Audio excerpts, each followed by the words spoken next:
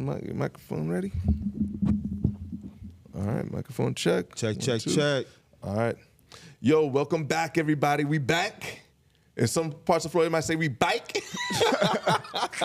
Episode 31 of the Everything is Everything podcast. I'm your boy, Stephon. It's your boy, Jiggy. And we're here to bring another slate of good topics, some hot topics. It's been a great week. Please like, comment, subscribe. We appreciate every comment, every like, every subscription, everybody that's been showing love to the Instagram, everybody that's been showing love through the TikTok week. Yo, bro, we got TikTok. Hey, bro, we got some motion on TikTok. TikTok moving. We got some TikTok moving. Thank you, guys. Thank you. It really does mean a lot. You know, we've been trying to stay consistent in delivering a whole podcast episode, but also chopping it up so that we can get the short form content for you guys to interact with out there. So, you know, share those videos on Instagram, share those TikTok videos. You know, there's a comment last week under the YouTube channel for the actual video. Yeah. I was called a liberal, feminist, nepo baby who's a plant. So, hey, listen, man. If the shoe fits, I will wear it. Okay? So whatever y'all want to call me out there, if it's objectively true, I will wear it. The nepo baby, 50-50 on that. The plant, my only argument with the plant is, we ain't make no money off this podcast. And we don't got no industry backing. So I don't think I can be a plant. Like, there's no like industry plant things going on here. Like, you know, we out here thugging it, bro. But the liberal and the feminist, hey, I might be. I'm not gonna say I'm not. So y'all got that. Jiggy, how's your week been? Yeah, my week's been good, bro. And great way to start off the show, stir off people that may call you those things, because it really doesn't matter at the end of the day, as long as they're having a conversation, right? Right. But yeah, my week's been good, bro. There's a lot of things that have been happening, and I feel like today's, you know, every week I just feel like I can't wait to come here and just talk about some of the things that's been going on, but to bring the conversation up, right? Right. So, you know, this week's been good. You know, the Knicks been winning. They started off 2-0. You get what I'm saying? You know, a lot of people said they wasn't going to win. You know, a lot of people say different things, you know, talking about Scoot Henderson. But it doesn't matter about those things. It matters that we're here now. You know what I mean? I'm with the bro right now, and we about to get into a lot of interesting topics. So everything's copacetic, Brody. I had a pretty good week myself, man. I got to watch my sister graduate University of Florida. Ooh. Man, that was a moment, man. I had one of my childhood friends with me because I had went to his sister's graduation just a few months ago, back in October, when she graduated UCF, and we were both just like, he hadn't seen my sister in a while, I hadn't seen his sister in a while, and we're both feeling like, bro, I can't believe like these toddlers like that we knew when we were teenagers, are graduating college, and you know, making strides and going to get their masters and getting these jobs, and this one's a Delta, and I was just like, bro, it just made me really think like, life is a blessing, man. You live long enough, you'll get to see so many full circle moments. Yeah. Having that time with family, like, it really rejuvenates the spirit. And I know some of y'all out there might be feeling like the weight of the world is on you. We talk a lot about mental health, even if not directly about mental health, but we talk a lot about how people have been feeling, how, you know, society has been kind of moving, how some of the conversations that you might be having on your day-to-day is a little bit heavy. But when you have those moments where you can sit back and reconnect with family, reconnect with friends, like those full circle moments, and especially when it comes to celebrating a young person's accomplishment and just knowing how bright their future can be, it gives you hope. It really revitalizes something in your soul that I just want to come and share that with y'all, because I believe that there is a brighter day ahead, and whether it's through conversation, whether it's through your own pursuit of education or bettering yourself, it is possible. So anybody out there that's listening, keep family close, keep friends close. Don't hang on to grudges that are petty. You know, let those things go, because at the end of the day, we're only here but for so long. And make every day count. Make those moments with your loved ones count. That's a fact, Brody. You always got to make it count with the ones you love, man, because at the end of the day, if you're not doing it for your family, what are you really doing it for? Exactly. So, yo, bro, that was great to hear, man. Shout out to your sister for graduating I number one. appreciate you, man. You know, I remember she was younger, so I'm glad to hear that, bro. And what school? University of Florida. Woo! Now you know I'm a Seminoles fan, so I gotta hate the Gators a little bit less. A little bit less. I knew it. A little bit less. Was you sitting there like, oh, I can't believe? No, I'm not gonna lie to you, bro. The graduation took place in the stadium where the basketball team plays. Yeah. And I was looking around. I said, not gonna lie, it's nice in here.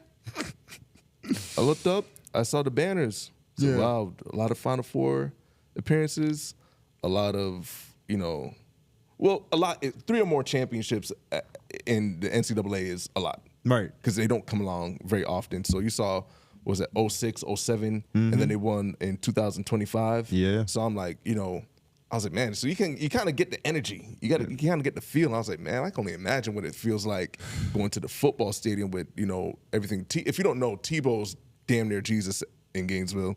But even what, bro? At the end of the graduation, they did like a montage of all the kids. And you know who ended the montage? Tebow. You didn't see Tebow. You can't not see Tebow in Gainesville. Wow. One thing I will say, this is criminal. There's a good handful of kids. It wasn't like a ton, like you're waiting for thousands of kids, but it's a good handful of kids. So, everyone's waiting patiently to cheer and see their kid, I'm saying the kid, but these young adults walk across the stage. And we're there. The ceremony was probably like an hour and a half, 2 hours. I'm a little hungry. I know we're going to get dinner after this, but I'm a little hungry. I'm thinking go to concession stand and see what there is to eat. Tell me why I see chicken tenders and fries for $20. $20 for chicken tenders and fries. I said, no. Gas is $4.35. I ain't that hungry. What? I am not that hungry for chicken tenders and fries for a dub. What? Bro, I will go get a $5. I will go get an iron board, put some of the sheet over it, and I will cook my food for $5. Stop Ain't playing no with me. way. Ain't no way. Ain't no way. What's some McNuggets type? Some Come chicken on, strips? bro. What? The tendies? Yo, no. I said, man, if they ain't get these kids tuition, they gonna get it. But people was buying them. I'm saying some of them parents might have had a little bit more money than me. I said, nah, and then, especially when you're about to eat right after this. Yeah. You just wanted something to hold you over. Yeah. Can't do it. You ain't tell them who you was? You should tell you I'm Big Dog Steph. Man, hey, let me tell you something. I ain't got Chicken no tendies clout. for free for me. I ain't got no clout in Gainesville. I'll be the first to say. In Gainesville, not damn person know me up there. Now, if I was Tebow would have walked behind the counter into some chicken tendies for free. Tebow would have gotten them chicken tenders for free. They would have asked him, you don't got to eat this. You want to go to the kitchen and see what the good stuff is? Yeah, right. Like, you don't got to eat the process. Tebow. Not you, Tebow. You get steak around here. But, bro, but in all seriousness, it was dope, bro, and I appreciate you congratulating her. Not all things were positive this week, though. There was a crucial ruling with the Supreme Court as it pertains to a very crucial civil rights right. And I'm just going to read this real quick. On April 29th, 2026, the Supreme Court, in a 6-3 ruling on Callais, is how you say it? Versus Callais. Yeah. Versus Louisiana, severely weakened Section 2 of the Voting Rights Act of 1965. The decision restricts the use of race-conscious mapping to create majority-minority districts, making it harder to prove racial vote dilution and altering decades of legal precedent. And I had to sit there, and I'm like, man, when I heard the ruling, I was very disappointed. I was hurt, and I felt a sorrow for so many people who fought during those civil rights movements to get things like that done, because I felt like they completely shitted on them. And if I can find the clip very, very quickly, no, I don't have the clip present, but there was a gentleman who was speaking in front of some of the representatives in Louisiana, and just eloquently dismantling them and talking about how they treated the city of New Orleans and how it's a majority black city. And you have a lot of that in America where like these majority black cities are underfunded, are politically attacked, because I could put New Orleans on that list. I could put Memphis on that list. I could put a place like Detroit or even Flint, Michigan on that list, where the government doesn't come to aid those cities. And now you have this thing where they're going to start, and they started moving already. Florida, Louisiana, Texas specifically, have all started to move in redrawing their districts. And the midterms are fast approaching. We're going to have another topic later in the pod about how the year's been going so far. But even here in May, as we sit here recording, it makes me think how much more important it is we have to fight. Like how much more important it is that people show up to vote, so that no matter how they draw this map, the voices get heard. And I knew going into this podcast, the direction that we talked about it going, I knew I was going to grow as a person, in understanding, your political power. Like even as an individual, but coming together as a people, Black, white, Asian, everything in between, to vote for something that needs to be changed, that to show that the power is truly in the people. And I just want to get your thoughts on it as well, bro. So, bro, just to let you know, right, bro, like, and just to point out for y'all, like, the redirecting that they're doing is totally different than the redlining, right? But it's also not different from the redlining, right? And I'm gonna explain why, right? So when they reconstructed or redo it, right, and they want to draw the lines differently on that map, right? Redlining already did the job that when they zone certain people in, they're already zoned into a specific group. So let's say if I'm a Democrat, right? And I'm grouped in with more Republicans. And let's say my vote is coming from that area that they districted in, right? My voice is not going to be as heard as much when they redistrict it, right? So they'll line you up knowing that they can control votes. But that's what the argument with Democrats and Republicans are doing right now, because they know that that's the basis of why Republicans are doing this, right? It's because they know that in certain states you have, like, let's say in a state you may have a Democrat, the Democrats, let's say you have a box for a state. The Democrats may be just in a, the Democrat or the blue line might be just down here, or the group of blue might be just this circle. If they take certain levels of that circle and edge it out a little bit to where it may be considered a red vote, it takes away from the Democratic vote altogether, right? So that's what they're trying to do, reshape it. So this person can go here, and now you have that Democrat voting in a whole lonely Republican city, and now their vote is not heard as much. Right. Solutions, right? In this type of situation, is very, very, very, very important, right, that we vote locally, right? Because the local vote is what is going to change us from even being reshaped that way, right? So you have to go ahead, listen to what the people are saying in your state or in your city, and you got to make sure you vote and listen to what's going on, because once the local vote is done, they're going to use whatever they have to go ahead and make the major vote in the big office, when 2028 comes around. Right. You get what I'm saying? So looking at like how they did everything, bro, it's like you're telling me basically the job is done with redlining, and now we're doing the job of redistricting and just going ahead and drawing the line a different way. Think about it like this, right, bro? If they got all these, if in America, right, I would say, I think Black people make up, like, I think 13 to 15% of, all the people in America, right? And I'm pretty sure we can tell what areas that are certain Black people are in, right? And let's say they're in this blue area and they know that certain people vote this way.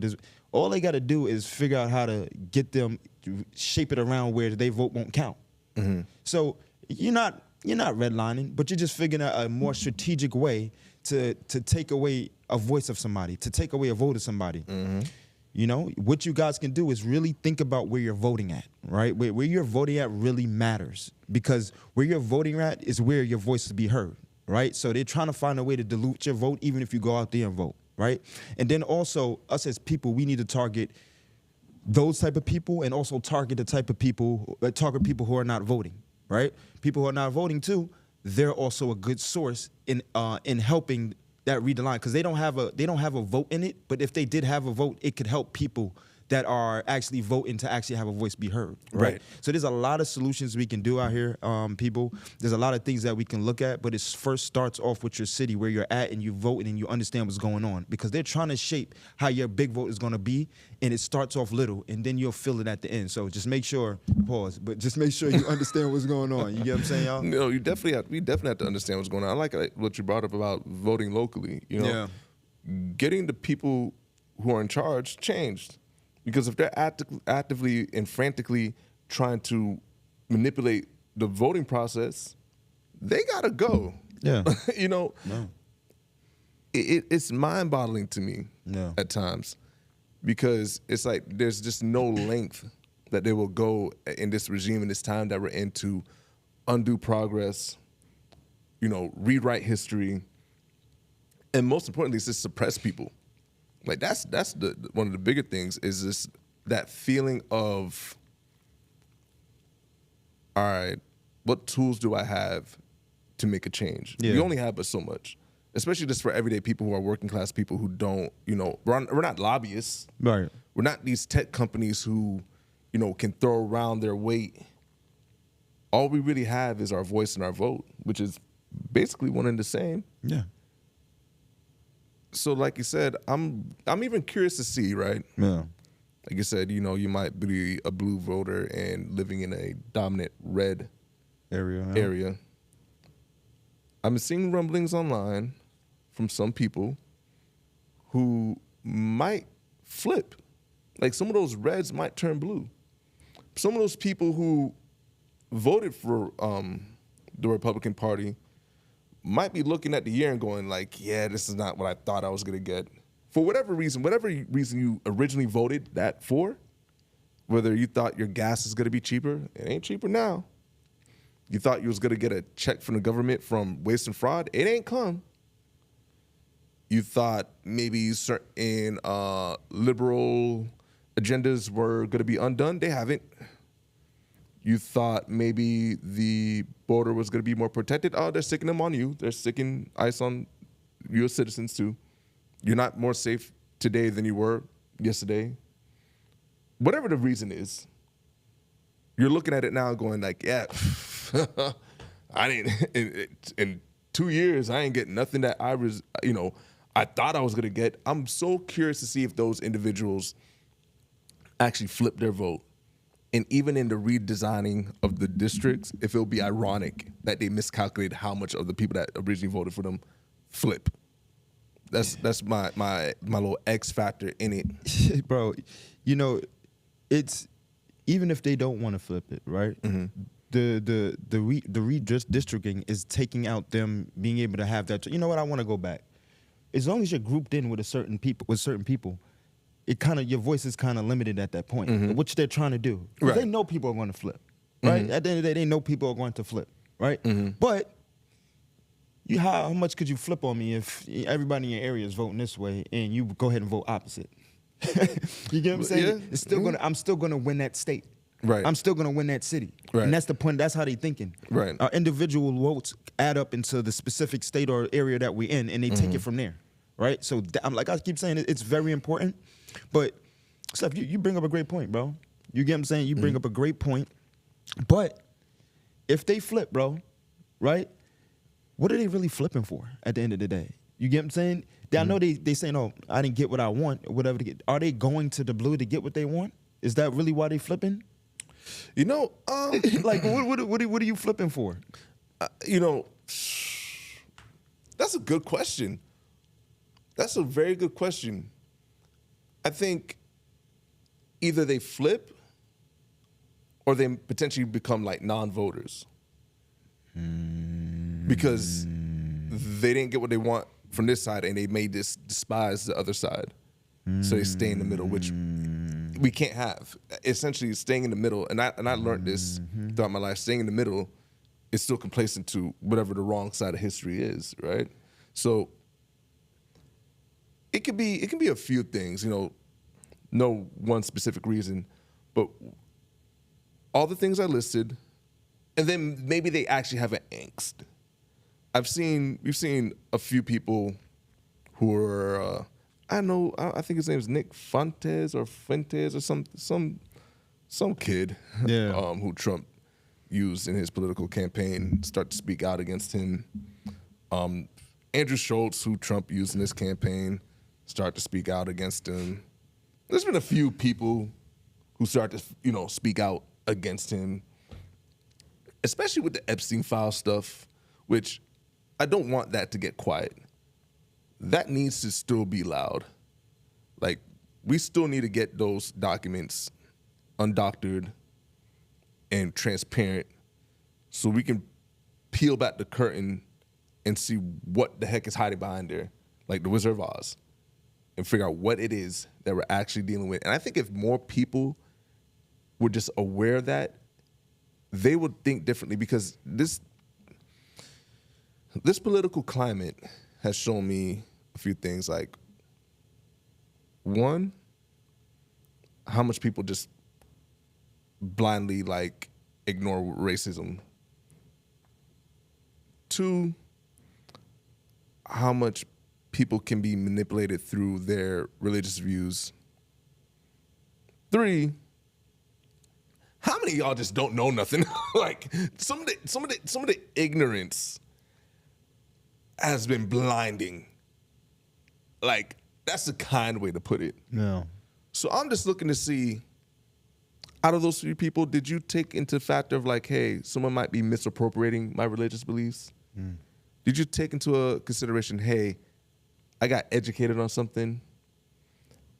Or did you take the other one and say, you know what, I've kind of turned a blind eye to a lot of blatantly racist things, and I might have seen the light in that aspect. So, like I said, for me, I be believing in the powers and the people, but which people? How much people can get together? How much can we move in mass, in majority, 51% and up, to get real change? Some of the other 49% and down, hey, y'all probably ain't gonna be a part of this mission, but just getting that majority going, because we're gonna need it.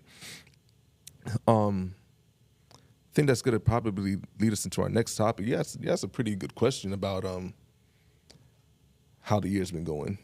So I want to hear how's midway through the year. I mean, almost midway through the year. We're here in May now. How's the year been going for you so far?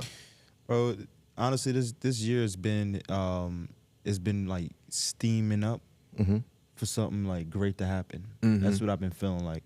I've been putting in just a lot of work, bro. As far as working on this podcast with you, also working on other projects that I do have, but also trying to go back to school. Nice. You get what I'm saying? So it's just a lot of things I've been working on, studying, reading, and I feel like you put your head down, right? Because going into this year, things started off great. Right. I finished off 2025 feeling great. And then going into this year, I realized it's like a period for me to put my head down, study, learn. You get what I'm saying? And experience. Right. Just so that I can come out in 2027 or even at the end of this next 6 months with a understanding of what I need to do next. You get what I'm saying? So this year has been great as far as the thought process, what I just explained. Also family-wise, bro. My little niece is about to be a year. Oh, wow. Nice. Congrats. You know what I'm saying? She's been the best blessing that I've could have ever asked for as far as somebody being a part of my family, my little niece. So, that's one of the greatest things. And I'm going up to New York to go see her, in a few, just to go see her because her birthday is coming up. So I'm very excited about that. Love that. My heart. So, this year's been going great, bro. But like I said, it's been steam. It feels like it's been, steaming up. You know what I think is really steaming up for, bro? What's up? I don't know. Maybe a championship. I don't know. Maybe that. Listen, we'll get to that. We'll get to that. But that's for the Knicks. I got you, bro. You were talking about me. Oh, no. I thought you were talking about the Super Bowl for the Dolphins. Sorry. I'll let you continue. Anyway. So, but yeah, bro. But yeah, this year has been great. I mean, the Dolphins, they suck. I mean, no, my fault. God, I got to stop, bro.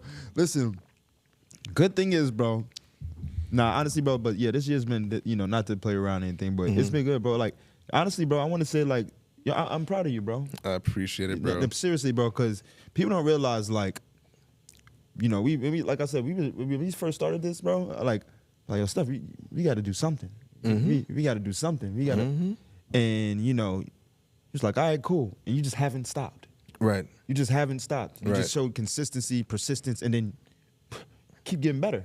Right? Hey, I hope so, man. I hope so. Keep getting better. But then also, too, what happens is that you make the people around you be like, okay, look, I got to get my shit together. Right? Me, I'm like, okay, I'm not a podcaster. I don't do this, but listen, I got to go. Let me go read my notes. Right. You get what I'm saying? Get brushed let up, me make right? sure, like, let me know what I'm saying. You get what I'm saying? And, Right. and actually, let me fill these points because, you know, some of the things that we're saying on this podcast needs to be heard. Right. You get what I'm saying? So listen, bro, like, this year has been great, bro. Honestly, think about this, bro, right? When we first, you know, when I first met you and stuff like, it was cool playing ball and stuff like that. But the depths of understanding who we are as people in a relationship never got this far until we got onto the podcast. Right. You get what I'm saying? And you would never realize that no matter how many friends you have in this life, you never realize the plate. You never get in depth with certain friends. You never go far.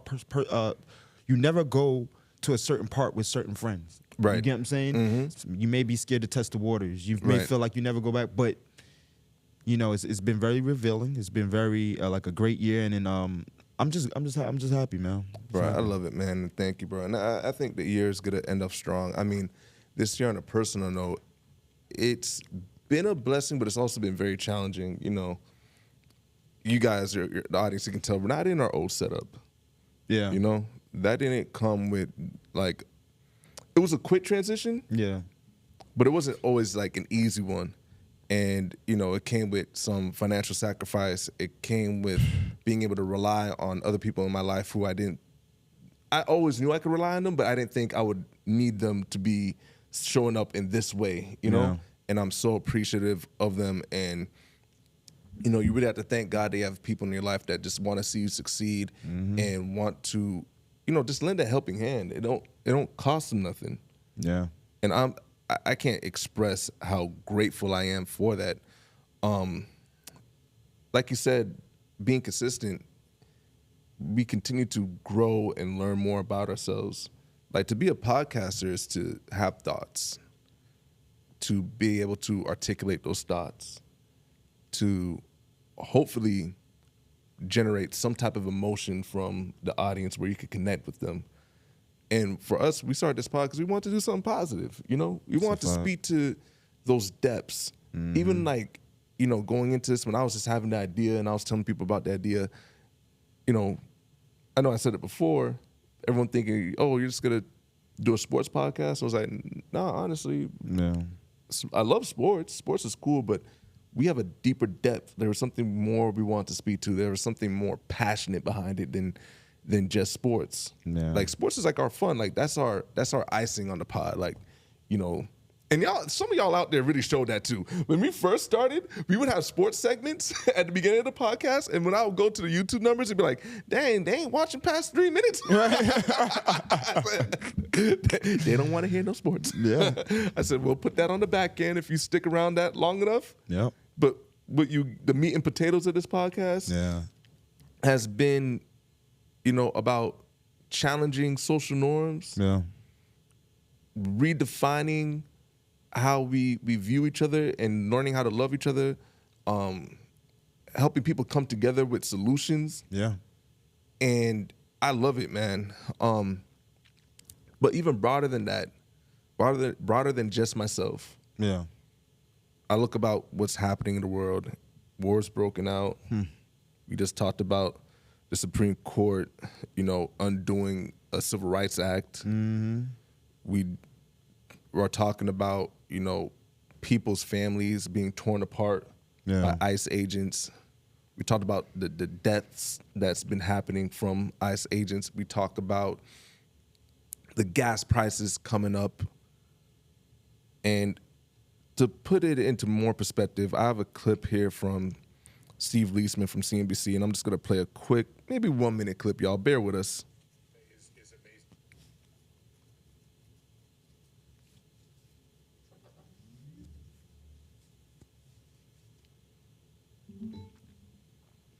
Good. All right, Steve is actually here because there is some new data that shows the gap between the earnings of higher and lower income groups is widening. That is more K-shaped in the K-shaped economy, higher highs, lower lows. This data is amazing. I'll explain why at the end, but let me just tell you what it says. First, 2 studies we have looking at income disparities, one on wages, the other on gas spending, show this widening gap between Americans with the highest and lowest incomes. The Bank of America Institute finding wealthiest Americans enjoying much bigger wage gains than middle and lower income families on a consistent and widening basis. That is, I wouldn't be here if this wasn't a trend that's been going on now for months. The report comes from actual bank account data. It found wage gains of 6% year on year for the highest income groups, 1.5% for the lowest. B of A economist David Michael Tinsley, he doesn't know why this is happening.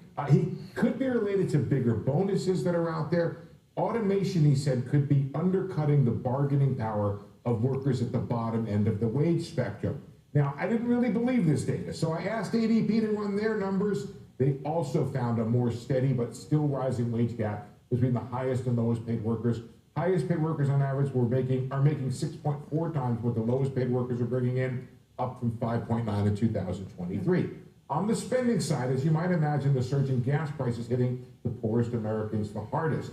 New data from the New York Fed finding that the wealthiest households, they boosted their spending, but they matched the increase in prices, so they kept their gas consumption the same. That's the orange line on the top. But look at what happened to the lower income families. They cut back on their gas consumption to make ends meet, and apparently maybe cutting back on McDonald's. They were hit harder in March than they were from the 2022 Russian invasion of Ukraine.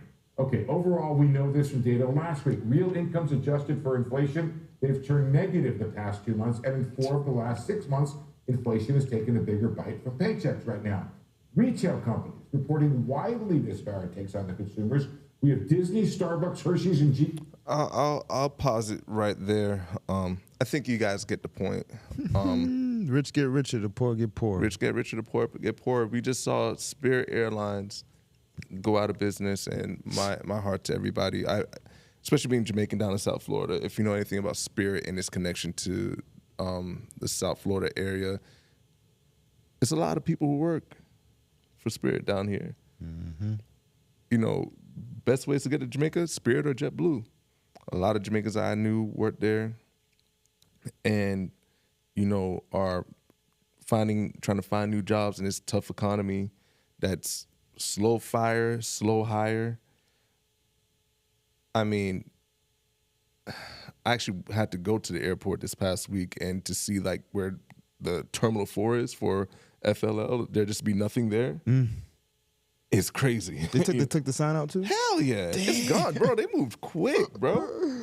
Quick. And I mean, mind you, Spirit used to have a headquarters, I believe it's in either Miramar or Pembroke Pines, but they moved to Dania Beach a few years ago. I was like, dang, bro, like, just like that, it's gone. Like, what does that building look like now? Is it vacant? Whatever the case may be. We're talking about even foreclosures going up. I'm gonna read y'all some more stats. Bear with me, y'all. We get into the nitty gritty on this podcast. We got facts. You know what I'm saying? Facts, yes, sir. We got statistics. And this one reads, as of early 2026, Florida leads the nation in home foreclosures with significant surge in filings, creating opportunities for buyers in areas like Broward County. Properties often sold at auction via bank, blah, blah, blah, sales for below the market. But Pembroke Pines and Davie are some of the leaders in this area. And once again, how's the year going? How is the year going?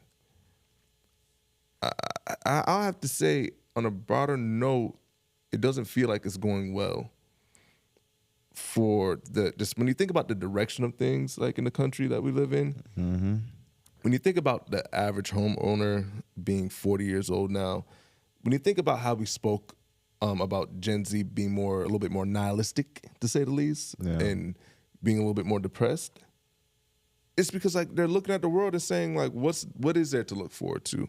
Yeah. Like, I probably can't get a home. Like, I don't have, like, bro, houses are going in South Florida for like $700,000 and up. I mean, mortgages are going for like $2,500 and up. You had a good topic that we meant to bring up on a later date about the difference between like renting and buying, and if it makes more sense to rent now than it does to buy. And a lot of people are even going with that, but it's like you can't even get homes built fast enough. And all these fuel costs make everything go higher. Do you hear you hear the complexity of what you said, that you didn't even create it, but you just said some facts there. It's the simple fact that the houses are over 700,000. But who's gonna buy it? You know what I'm saying? That's the complexity. Like, these prices are raising, but nobody can afford it, right? These houses that people can't afford, right? And these people, hopefully they get into fixed rates, because if you're not getting to a fixed rate, it's gonna jump up and down based off of the economy, right?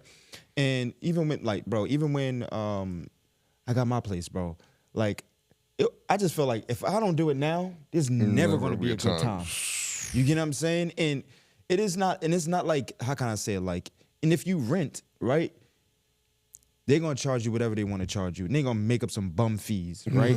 And then they're gonna then they can just come in your place whenever they want to. Oh, this is just, you know what I'm saying? So you're really in a situation, specifically down here in South Florida, where you're gonna get eaten alive. You get what I'm saying? You're gonna get eaten alive unless, and then even if you have ownership, taxes, man. You know what I mean? Hopefully you got the homestead. You know what I'm saying? Like, Man. but them taxes is gonna get you too. The house taxes, because they're trying to raise that too. Yeah. You get what I'm saying? Yeah. So I mean, it's a tough world. But if you're gonna live down here, I'm not gonna lie. Like, specifically down here, you have to own, but then you also have to own another place, just so you can rent that place out. Yeah.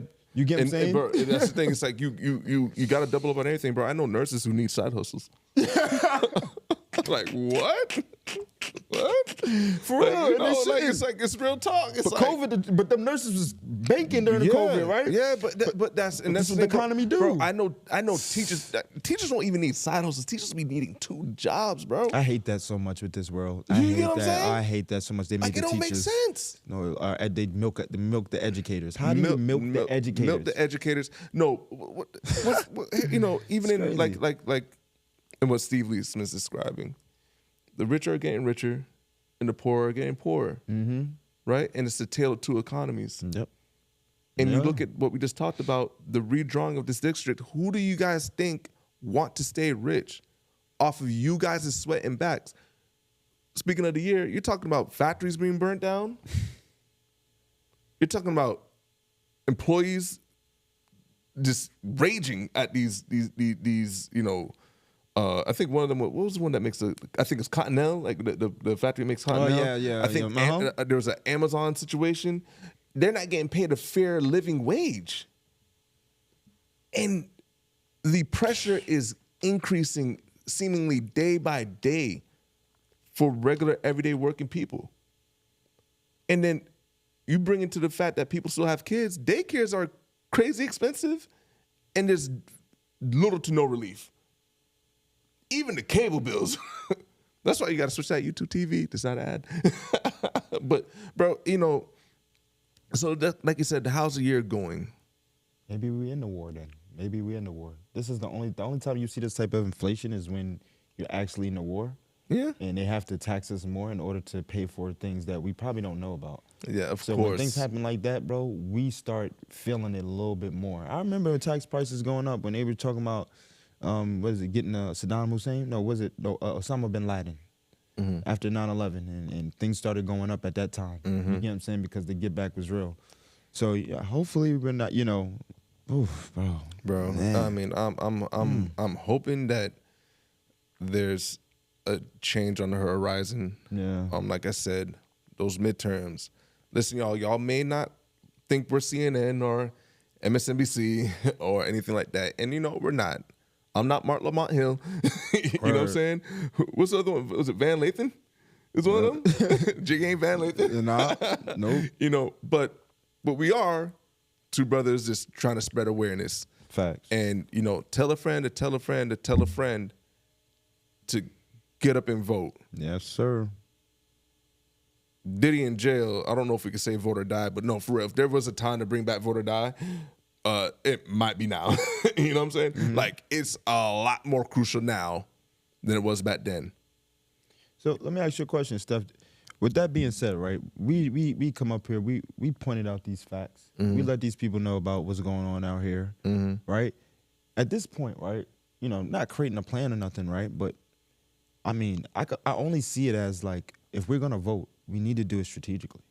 That's right? very I think much that so at this true. point that we've gotten to, I think that now if we want people who didn't vote before to vote, if we want people to actually get out there and actually make change, we have to be strategic about our voting. Like a voting no more is like, oh, let me just cast my vote on my phone like they were trying to get us to do, or go out there to the closest place. No, you need to be more strategic about your voting. The voting where they redistrict you, where if you voted here, what would it be considered? The extra people that you may voted for. Please, I'm telling you guys, if there's no time to do it, the time is now. It's all about strategic voting. And don't think about voting like how you thought about it before. Think about it like you want your voice to matter. Exactly. And I'm only telling you what could be done in this type of situation. And the only thing I see, and if you have some comments out there, I would love for you people to tell us more, because this is the conversation we're trying to have. How could we be more effective with our voting, right? And I'm saying strategic voting. And getting into that strategic voting, knowing where you're voting at. Right? Making sure in the area you're voting at, you know what it's contributing to. If you guys in the comments have anything more to add to the strategic voting, or any more plans or any more conversations, please let us know, right? Because when that time comes for us to vote, I'm not talking about when it's 2028, when it's the president. It's not the only time to vote. I'm talking about the votes in your city. I'm talking about the votes in your state. That's the time to vote. You guys, we need to be on notice. You know, we need to make each other aware, because things is getting passed in front of our face, and all of a sudden down here in Florida, there's not going to be any black education, right? Exactly. So pay attention. Strategic voting. You get what I'm saying? Beware. You get what I'm saying? Look at the percentages out there, bro. Just look at the percentages. Listen, it's like 13 to 50% black people in America. It's about, I would say, like they would say like about 18, 19% Spanish, and then about over 50% is white people, right? So be aware of your percentages. Think about your area. Think about where they're redistricting you, and think about how your voice can matter. I can only point out what I see. I can only point out facts. Conclusions are going to come based off what you guys see and what you guys believe off what we say. So hopefully this makes sense. Right. And I'll just end this one because you brought up a great point. It reminded me of this documentary that came out in 2023 called South to Black Power. It's a documentary from Charles M. Blow. I suggest everybody go watch that. And it talks about exactly what you just mentioned, in black people becoming more concentrated in areas and actually controlling not just counties or districts, but like whole states, and having like a block of states to really show that power. And it was a great watch. I think I'm gonna end up watching it again. I haven't seen it since it first came out in 2023, but it really sparked an idea once you said that. And I would love for you guys to check it out. You know, if you watch it, let us know what you think about it. And I think it would show that, you know what, in a way, kind of feels like a little bit like a prophecy in a way. Like he was calling for this back in 2023. Look where we are now. You know, once again, full circle moment. Right. Speaking of which, bro, in a full circle moment, but not probably like on a positive note, have you been seeing some of the clips from Adrian Broner? Yeah, bro. I've been seeing some of those clips, bro. I mean, it's real interesting, right? Because I really look at Adrian Broner as a showsman, right? And, you know, the topic, you know, which came up, like, just from other streamers and other people saying, like, oh, they feel like, you know, he's being exploited and things of that nature, right? And, you know, I really thought about it, bro, because I'm like, yo, maybe he is getting exploited, right? But then I thought about it again. I'm like, but is this what he wants? You get what I'm saying? I thought about it. I'm like, is this what he wants? You get what I'm saying? He's always been a showman. Streaming is something that's all they do is more showman. Is more like not even acting, like you're acting more like a character when you're streaming. You get what I'm saying? And he's always played that type of character. But then I start looking at the streams and I start seeing, okay, he's drinking, you know, probably acting a little bit more excessive with women, and you know, I'm getting a feel of like who he is as a person. Yeah, bro. But so basically, I mean, if Adrian Broner, because I've seen him say to them like, hey, listen, like, thank you guys for the opportunity. I'm making actual money off of this. Now I'm not as broke, or I'm not broke as what I was before. I see him make 15K, then 60K. So he's making money where he was in a situation for, and he's kind of honest with the people that actually were coming there to watch him. Now, bro, people were clowning him. That's true. You get what I'm saying? But I don't know, bro. I don't know if it's exploited him or this is something, or it really helped him get out of it. But it's all going to be telling at the end of the day once we see what happens mentally for him, like, and that's going to be the biggest question. And that's my thing, right? So, honest, for some of y'all who maybe don't know who Adrian Broner is, he's a former boxing champion. Yeah. Has been in big fights with Pacquiao and the like. Has made good money throughout his career. Actually was trying to make a comeback with Coach Calvin, that is Gervonta Davis's trainer, and he had a fight that he lost. I want to say that was sometime last year, if I'm not mistaken. Yeah. Like the comeback just never happened. So when he pops up on the internet, like we don't really see him often. He's out of shape. Yeah. Always in a tank top. You've seen people making fun of his belly and all that stuff. Like, I'm not here to body shape Adrian Broner. But the clips to me were concerning because I feel like you're watching a man who's just not okay on camera. You're talking about a boxing champion asking someone to loan him money for an Uber. I can only imagine like the mental anguish he has, right? If I'm not mistaken, Adrian Broner's from Philly. I can imagine some of his life experiences maybe haven't always been the most pleasant. I'm just concerned because I feel like with streaming, there's a bit of a culture of like putting people in an environment, and it's almost like, making them into like zoo animals. Like, you have all these spectators just watching people either crash out, act belligerent, and these aren't all streamers, right? But some of the ones that tend to go quote unquote viral or get the most attention are that, where it's like, you don't know how many thousands, maybe millions of eyes are watching this man who could be at one of his lowest points in life displayed on a camera. I'm like, someone has to step in and say that's not okay. That's my thing with streaming culture. There was this, as a quick side note, there was some racist white streamer who got kicked off of a streaming platform, and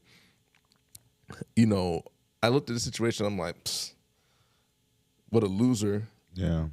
But at the same time, I'm like, but then again, that's exactly how Neon got on, and now I'm sure this loser trying to finesse the same play. Like, completely rip black people, be antagonistic, and call them all types of slurs, and you'll disappear for 6 to 8 months, maybe a year, and then we re-pop up, oh my God, I'm with the baby or whatever rapper you want to put in here. It's like, we see the play, bro. Yeah. You see the play.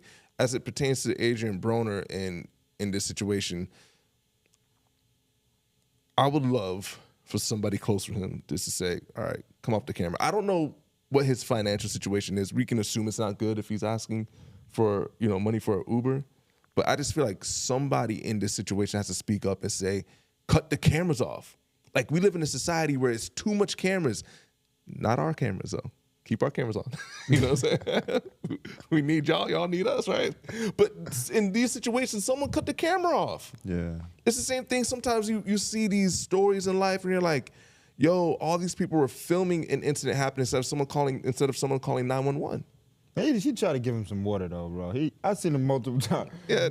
He tried to give him some water multiple times. He was fighting him not to drink. Yeah, but he was fighting him not to do certain things. Oh my God, he was, bro. You ever been in a situation where someone's too drunk and they try to fight you and it's like your homie? Yes. Oh my God, it's the worst, the worst. But that's what I mean. Like, cut the cameras off, man. Like, bro, come on, bro. Adrian Broner, get some help.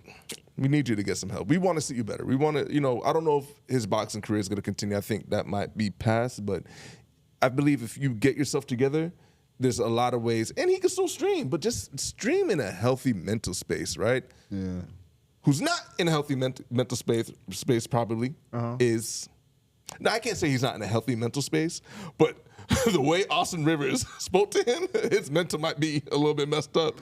And that is Draymond Green. Oh, my God. Cooked him. Listen, He cooked him. Yeah, he cooked him. Cook him. Y'all ever seen Ha? Get him. yo, You bro. ain't really an All-American. Get him. Bro, can you please? Because I just need somebody to say. Because I just want to make sure I hear it. What did Draymond Green say? Steve. What did Draymond Green say? Stephen Kerr. Stephen Okay, Kerr so did let's to him? give you Please, I guys just need to hear context this. and backstory. Draymond Green is a for sure Hall of Famer. I may not like the fact that he is, but he's a for sure Hall of Famer. That's a Can't fact. take that away from him at all, right?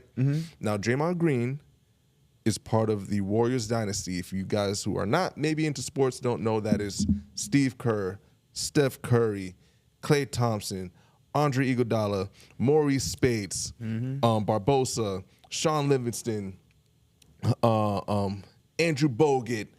Who else am I forgetting? Andrew Wiggins won on that team. What other? Poole. Jordan Poole. I mean, you've had no shortage of talent, especially the Splash Brothers redefining how basketball's played. Yep. Draymond Green is a part of that. Now, he is in a situation where he has a podcast and he tends to go live even after games and speaks to people. And he is speaking about Steve Kerr, saying how he has like a love-hate relationship essentially with Steve Kerr. And he loved that Steve Kerr allowed him to be who he is, but also the sacrifices he made. The sacrifice he's talking about is his scoring opportunities. And what did he say Steve Kerr did to him? He said Steve Kerr hindered his scoring. It sounds absolutely ridiculous. How, Sway? Yo, bro, come on. Hindered his scoring opportunity. Y'all gotta tell me, bro. I'm so sorry. Come I'm so on, sorry. bro. You know, when I was listening to people, I forgot a very, very important Kevin Durant. Almost forgot Kevin Durant. Bro. Kevin Durant. He said Kevin he Durant was a hindered part his of the team. career. His scoring opportunity. His scoring opportunity. His scoring opportunities. Bro, I'm sorry to cut you off because have you ever seen him on the court? Of course. And they leave him wide open to shoot the ball, and he doesn't even look at the rim. Nope. Please tell me, Steph, how did Steve Kerr hinder him from not looking at the basket? We're gonna get to that. We're gonna get to that. I'm lost. So crazy. in that, you know, that caused discussions in the sports world, right? Austin Rivers was asked, I'm not familiar with the podcast he was on or the sports talk show he was on, but he was asked about Draymond's comments about Steve Kerr, and Austin was maybe not as perplexed as you, but quite perplexed on like how like Steve Kerr has done everything he could to make you a Hall of Famer. Like you in the league, yeah, you're in the league. You're a second round pick who's in the league for over 10 years, well over 10 years, almost 20 at this point. And you've made a boat ton of money. You know, the amount of leeway you've been given, the amount of grace you've been given, you know, so Austin Rivers said what he said. Draymond came back and completely tried to minimize Austin Rivers. Austin Rivers is the son of Doc Rivers, who's an NBA coach. He did play for his father in LA with the Clippers. And Draymond said that, you know, his dad, he was the biggest bailout since the government bailed out the airlines or something to that degree during COVID, which was completely disrespectful. To which Austin, what do the girls call it? The girls call it a read. The girls call it a read. We might just say he told him about himself. He put belt to ass when Austin got a chance to speak to Draymond.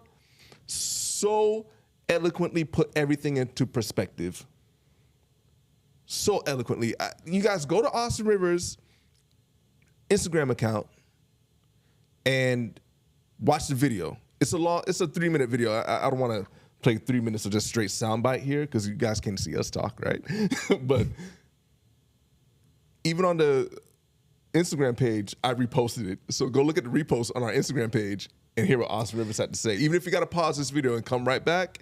But Austin Rivers put everything in perspective. With that being said, Jiggy, how do you feel? Perplexed, like you said before. Another thing about it too, bro, is that, and you tell me if I'm wrong, I'm not talking about the NBA, right? Only a certain percentage of people make it to the NBA. We understand the entertainment value behind the NBA. Forget the NBA, because growing up, everybody wanted to go to the NBA, but they realize, everybody, once they get to a point, realize how much basketball itself meant to them.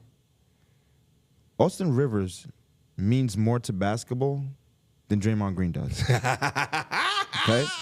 Not the NBA. I'm talking about basketball. And I'm sick of him using that NBA terminology for everything.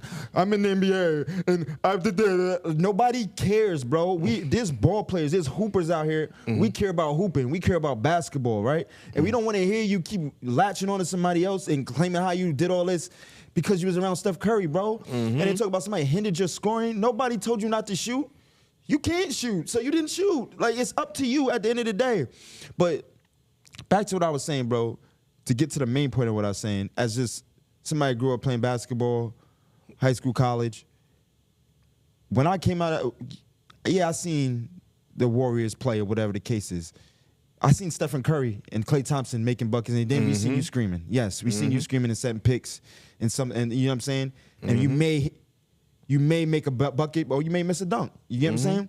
But coming up out of high school, ain't nobody telling me nobody didn't look at Austin Rivers' highlight mixtape. You're not telling me that his step back when he was in high school and not even trying to say he was like greatest. He was just good. It's just the fact that he came out of high school, nobody was even thinking. It was, oh, he's Doc Rivers' son. Oh, he's gonna be way better than Doc Rivers. Oh, he's nice, right? And his high school mixtape, bro, like you said, more important to basketball, right? Austin Rivers is a Florida hoops legend, right? And let's make no mistake about it. Yes, he is Doc Rivers' son. Nobody with eyes who saw Austin Rivers play basketball thought, oh, he's only here because his father's here. No matter who your daddy is, when you play at a powerhouse school on the national level and you're ranked, he was ranked #1, at some points top 3. He was never worse than like the 3rd best player in the nation. Facts. At worst. And I can tell you, I'm 2 years younger than Austin. I'm class of 09. He's class of 2011. I even knew people who were, after I left high school, who were playing against him that's like, yeah, nah, he's the real deal, and it is scary trying to guard him. Yeah. What he became in the NBA is a very serviceable role player. And I just want Draymond Green to understand, right? Like you brought up the point, Steve Kerr never told you not to shoot. Yeah. You got the benefit of playing, like I said, with 3 Hall of Famers, Steph Curry, more than 3 Hall of Famers, Steph Curry, KD, Klay Thompson, Andre Iguodala, you know, other bigs on the team like Maurice Spates, I didn't mention earlier. Yeah. Even someone like, what's the one that left recently? Their starting center for a while. I'm forgetting his name. You said Spades. Looney. Looney. Yeah. Other bigs. You've had good other bigs. Maybe not great other good bigs to DeMarcus Cousins. DeMarcus Cousins. I mean, he's played with a lot of talent. Audience out there, maybe, you know, you're not familiar with just how good you have to be a 6'4" guard in the NBA and play 10 years. That's a fact. You have to be absolutely elite. You have to be elite at shooting. You have to be elite at decision making, and you have to be an elite ball handler. Draymond, the only reason you're allowed to even dribble the ball up the court is because everybody's running after Steph. So what does Draymond Green have to be elite at in order to be? Just a defender, and that's what he is. He's an elite defender. Correct. You know, and he has a high IQ, but Draymond, as much as we give Draymond credit for his high IQ, you gotta have to grade him on a curve.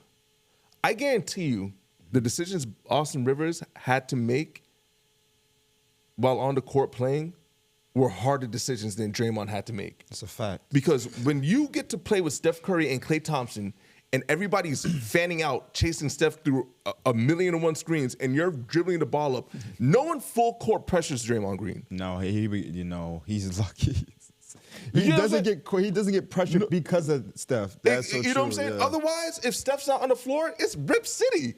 Pressure him. Take the ball from him. It's a fact. He's not that good of a ball handler. No. He gets a free reign because nobody's going to full court pressure Draymond for 94 feet while Steph Curry is flashing down the court, doing only God knows what from God knows where, because he's liable to hit this shot from the other side of the court. That's a fact. And then you have Klay Thompson, and then you have KD, and Jordan Poole. Draymond. Snuffed him out. Your decision-making ability, mind you, knowing where to go with the ball, being able to deliver the passes, can't take that away from him. IQ on 100. Yep. My goodness, Draymond. If it came down to just being able to pass the ball to a Steph Curry or a KD or a Klay Thompson, Kenneth Faried could do that job. You can if you have like LaMarcus Aldridge as a power forward that can do that job. Take almost any mobile power forward or even an undersized power forward can do that job. I ask you a question. Take prime Ben Simmons. Ben Simmons' his first 4 years in Philly. Mm-hmm. Sub him out with Draymond. Do you think the Warriors are better or worse? Oh, they're better. For sure, right? For sure. And Draymond, I need you to understand that you are a 4-time champion. Mm-hmm. You are a Hall of Famer. You are not the player Charles Barkley was. He took a shot at Charles Barkley even last night. What'd he say? And said that the goal is to not look like how Charles did when he was in Houston. Yo, he's tripping. Can I? Hey, Antoine. Bro. Hey, Antoine. Yo, I don't even want to watch the NBA. How does the NBA allow this to keep happening, bro? Bro, hey, Antoine. Hey, Antoine. I'm telling you, before they would have never let certain players talk. Come on, Draymond, come on. I'm just gonna read some of Charles Barkley's games that he had while in Houston. And mind you, Charles Barkley, like Isaiah Thomas, had a really severe injury in the 90s. Sports medicine wasn't what it was now that it was back then. Isaiah retired early because of an Achilles. Charles Barkley had a really bad quad injury. Like the quad almost fell off the bone. You know, when you have those type of injuries, it's back then, it was over. But while Charles Barkley was in Houston, just Houston, he had a 43-point game, a 43 points, 15 rebound game, a 30-point game with 23 rebounds, another 30-point game with 14 rebounds, 27 points, 17 rebounds, 26 points, 8 rebounds, 20 points, 33 rebounds, 19 points, 27 rebounds, 18 points, 25 rebounds. One of these was a triple-double. Actually, I'm sorry. One of these was 27, 17, and 12. He averaged, I believe, 16 and 12 while in Houston. That is double the stats of Draymond's entire career. Is that better than any career year that he had in the NBA? Yeah. Yeah. So don't look like somebody that looks better than you did in every year of your career. I mean, the audacity. And, bro, my thing is, right, and this is where ring culture gets toxic. Yeah. We only use rings to separate the great from the really, really good. Correct. That is it. Allen Iverson, really, really, really, really good. Magic Johnson, great. Isaiah Thomas, great. Steph Curry, great. Kobe, great. Reggie Miller, really, really, really, really good. James Harden, really, really, really, really good. Dwayne Wade, great. That's a fact. You know what I'm saying? T-Mac, really, really, really, really, really good. Kobe Bryant, great. Kevin Durant, great. That is it. It is simply to have a difference maker between the really, really good and the great. Everybody else, you are a class participant. And we recognize your contribution, but you are not in the same breath as the really, really good. That was a great point, bro. I ain't gonna lie to you. Let me ask you this question, just going off of Draymond Yellow. I want to ask this, bro. Do you think, based off what you said, is Damian Lillard really, really good? And is Kyrie great? Based off that logic? 1,000%. Yeah, 1,000%. Kyrie, I agree. You know, I agree with that sentiment. You know, Kyrie, the only thing is, Kyrie's career has more controversy. But why I say Kyrie will always be the great is not just because he won, but because he helped lead a team, you can argue that he was either the 1A or 1B during that that Mavericks run, that Mavericks run with Luka. Yeah. That got his team to a finals. Like, even though they didn't win that finals and lost to Boston, what I loved about that moment for Kyrie is that I feel like that was the moment that he was almost searching for in Boston to a degree. Yeah. Where he could show that he could lead a team and be a point guard. And I think he wanted that for his career. Yeah. I think he wanted, we can have a conversation about Kyrie in his career another day. But what I loved about Kyrie is that through all of it, he never, ever cheated the craft. Never, no. And he went to a situation that maybe other people didn't think could be a great one, but he made into a great one. Yep. When he left Brooklyn and went to the Mavs, a lot of people probably wrote him off and just thought, like, okay, the Mavs got Kyrie, there's Luka, whatever. They did. They didn't really think it could be anything. But for that team to go to an NBA Finals out the West, still the West, with OKC and Denver and all these other teams in their primes, the teams that you see emerging. This was just 3 years ago? Yeah. Is a moment for Kyrie. And why he would have the great stamp over Dame is because, Dame, we've been waiting to see your moment where you can show that you can be great on a great team. It was... That is so true. Unfortunate that you got hurt in Milwaukee with Giannis. It was unfortunate that they hired Doc Rivers to be you guys' coach, honestly, because I don't think he was able to bring out the full potential of that team. Yeah.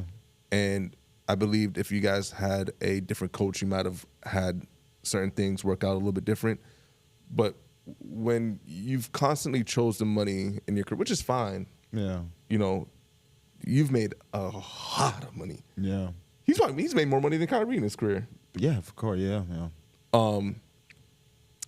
We just never got a chance to see you be great in a great situation, and that's what the basketball world was cheering for. And Scoot Henderson, jokes aside, buy the stock low. You went back to Portland. You went back to Portland, who's an rising team, but with a rising team's projection and a aged veteran, don't ain't gonna save him. It don't Scoot mix. is probably going to be a great, this is my analyzation, he's going to be a great probably like backup for like a championship team one day. And I feel like he's going to serve the purpose as a great defender. They're not going to need him to shoot and score. That's too much. But he'll be a great defender, making layups, strong. I can see him, bro. I can see it. Maybe. I think, he's going to last in the league, though. He's going to get 10 years. He's going to get 10 years. He's going to get 10 years. I cheer for Scoot. He's a good dude. But that's the thing. Draymond, man, have some respect when you're talking to legends. like Draymond, that's a conversation you can have with Kenny Smith, maybe. Like, you and Kenny Smith are in the same really, really good role player role. Who won champion? Kenny Smith has won 2 championships. You've won 4. You guys both know what it's like to, of course, maybe you make sacrifices within the team so the team could be great. But that's a conversation that you have with him. Understand that Charles Barkley won an MVP, Draymond, in a league with Michael Jordan and Akeem Olajuwon were the 2 best players in the world, and he won an MVP. He is 6'5", and led the league in rebounding in the golden age of power forwards and centers in the NBA. Let's not, some of you guys think Charles Barkley is just the guaranteed fat, funny guy. For people who really love basketball, Charles Barkley, Draymond, he paved the way for you. What other undersized power forward that can dribble the rock up the floor was there before Charles Barkley? I don't know one. I've never seen a 6'5", 6'4" power forward who can jump out the gym dunking on guys like David Robinson and what's my guy in Houston who I'm having a brain fart? Akeem Olajuwon? Not Akeem Olajuwon. I'm sorry, Utah. Osutag? No, No, power forward. Oh, Carmelo. Jesus, thank you, bro. Had a brain fart. No. That's who he's dunking on. Bro. That's who he's scoring 24 and 15 on. Like, we are talking about one of the 15 to 20 greatest players ever. That's a fact. And Draymond, when Charles Barkley was dribbling the ball at the floor, people tried to stop him. He was The round man of rebound was doing wraparound backs, crossing over. Yeah. I mean, you're talking to a franchise player, bro. That's a fact. When Dr. J left Philly, who stepped in? Charles Barkley. Yeah. When Charles Barkley left and went to Phoenix, you know what he did to Phoenix? Turned them into a finals contender. That is true. This nonsense about I have rings and you don't, bro. Stop. Yeah, that's the worst. I hate Bro, that. It's the stop. worst Bro, take. stop. Bro, stop. Nigga, please. Yeah, please.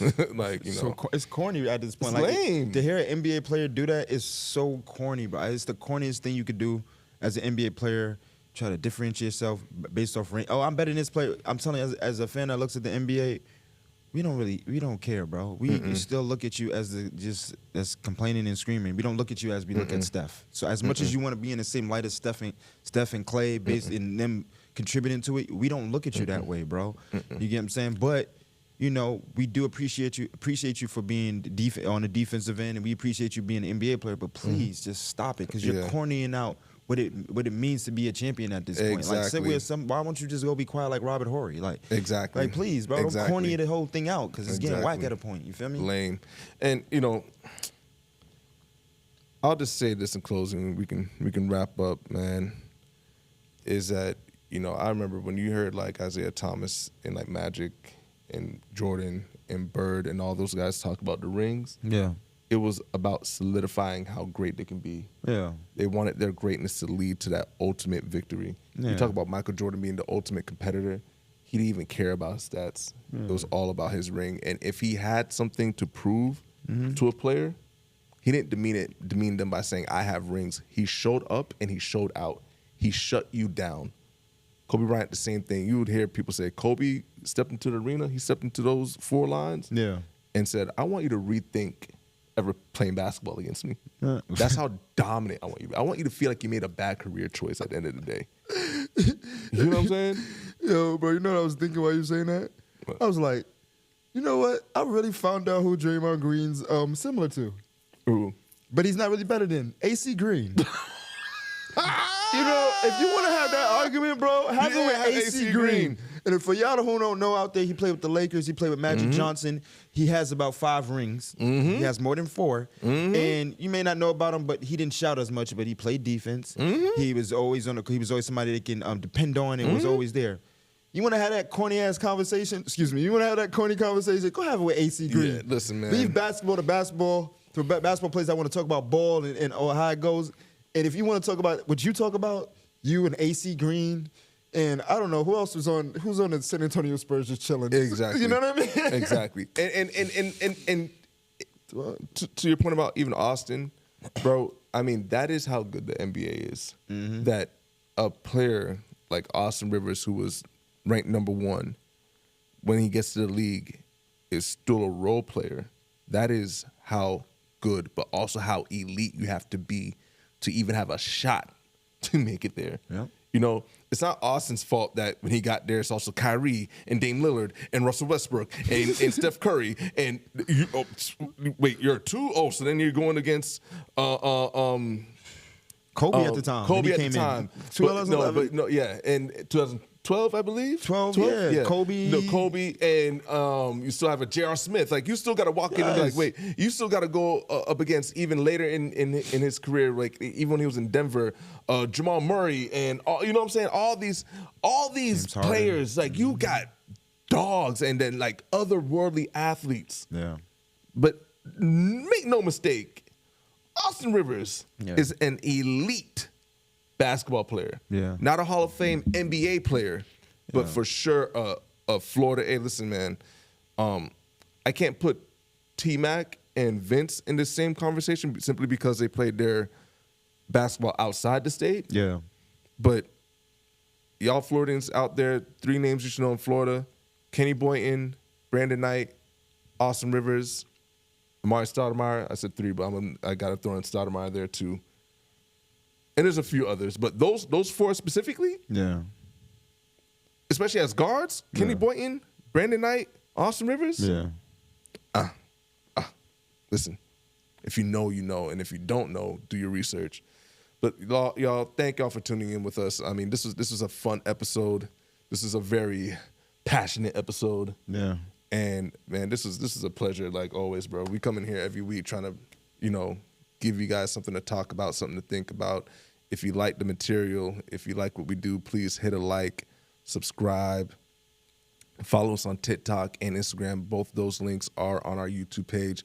You can, you know, reach out to us and leave your comments. And we want to hear from you guys. Like, you know, I posted a question the other day, just like, you know, what topics are important to you guys? You know, I'm waiting for a reply to hear from you guys. If there's something that you feel like either we're misinformed on, or we need to, you know, address this or that, or, you know, we might have needed an extra bit of nuance, we're here. We read them. Like I said, I'm a liberal feminist plant. And that's a Nepo baby. Yeah. So, and if y'all want to hear, listen, I'm telling you guys, I have a weight in philosophy that I'm waiting to share with you guys. And if you guys really want to hear this philosophy, you guys would wait to the end of the video, and hopefully you hear this. But the philosophy I want to come across is the Big Back Theory. Big Back And Theory. if you guys can listen to the end of the video, hopefully one day I'll get a comment that says, "What is the Big Back Theory?" And I'll explain it to you guys. And we'll know that you watched to the end of the video. It'll be ISO. We'll break it down to you. But until that time, we'll see y'all next time. One. Peace.